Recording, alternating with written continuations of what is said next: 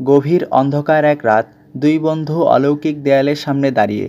যে দেয়াল ভর্তি একের পর এক নকশা আঁকা, প্রত্যেকটা নকশা এক একটা গুপ্তধনের ম্যাপ।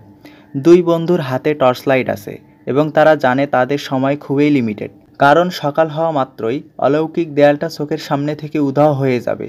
তো এই অল্প সময়ের মধ্যে তাদেরকে যতটুকু সম্ভব নকশা মুখস্থ করে নিতে হবে, পরবর্তীতে সে গুপ্তধন যেন খুঁজে বের করতে পারে।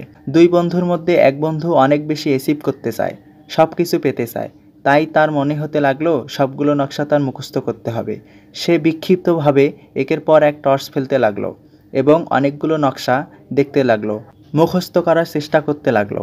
আর অন্য বন্ধু কী করলো জানেন? সে বুঝলো যে তার হাতে সময় লিমিটেড এবং সে মনে রাখতে পারবে যে কোনো একটা বা দুইটা। তাই সে পুরো সময় ফোকাস টাওয়েতে যে কোনো একটা নকশার উপর টর্চ ফেলে রাখলো এবং সে নকশাটা সে পুরোপুরি আত্মস্থ করার চেষ্টা করলো। সকাল হয়ে গেল, দেয়ালটা উধাও হয়ে গেল। দেখা গেল প্রথম বন্ধু কিছুই মনে রাখতে পারছে না। অনেকগুলো নকশার একটা বিশাল অংশ সে মনে রাখতে পারলেও শেষটা কোথায়, কিভাবে আসলো, শেষ পর্যন্ত গুপ্তধন খুঁজে বের করতে হবে সেটা সে জানে না। কিন্তু অন্য যে বন্ধু, সে সব জায়গায় ফোকাস করেনি, একটাতে ফোকাস করেছে, কিন্তু সেটার একদম শেষ পর্যন্ত জানে।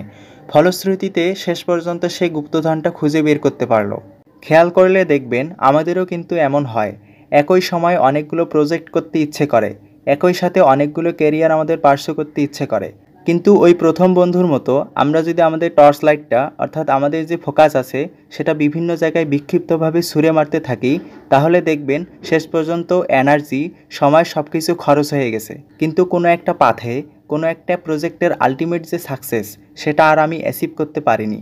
কিন্তু ওই দ্বিতীয় বন্ধু যেমন ফোকাস থেকেছে, তার ধৈর্য ছিল, একসাথে সব পেতে চায়নি, বরং সে তার সময় ও রিসোর্স এবং একটা জায়গায় ফোকাস করে সেটা সর্বোচ্চটুকু তুলে আনার চেষ্টা করেছে। সেটা যদি আমরা করতে পারি, তাহলে দেখা যাবে আমরা প্রত্যেকটা প্রজেক্ট, প্রত্যেকটা কেরিয়ার পাথ এক এক করে পার করতে পারছি। ফলে যেটা ঘটবে, আমাদের মধ্যে অস্থিরতা কমে আসবে।